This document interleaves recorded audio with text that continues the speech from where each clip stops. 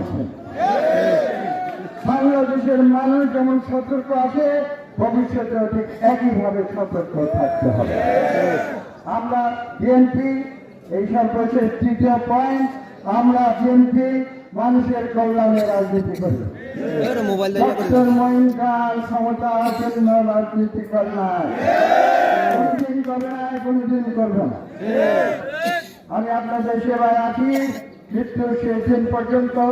যেমন আমার পিতা আব্দুল মোমেন খান খাদ্যমন্ত্রী, সফল খাদ্যমন্ত্রী, বাংলাদেশের মানুষকে শহীদ প্রেসিডেন্ট জিয়া রহমানের মন্ত্রী হিসাবে সেবা করে গিয়েছেন।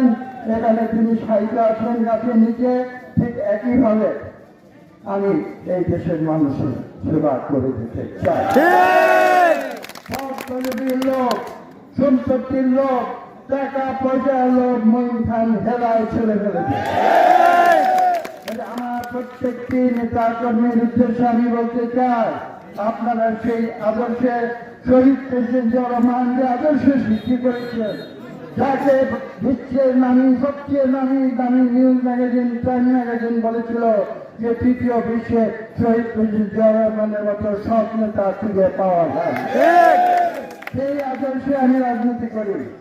আপনারা আমার সেই পদে থাকবেন, নিয়ম শৃঙ্খলা রাজনীতি করবেন, কোনো বিকৃতি করবেন না, তাহলে কিন্তু সেই জন্য আপনাদের উপযুক্ত পরিণতি ভোগ করতে আমি সকলকে আজকে বলে দিচ্ছি, জনাব তারেক রহমান যিনি আমাদের এখন নেতৃত্ব দিচ্ছেন, ইনশাআল্লাহ আমাদের ভবিষ্যৎ প্রধানমন্ত্রী, তার নেতৃত্বে আমরা বাংলাদেশকে নতুন করে গড়ে তুলব।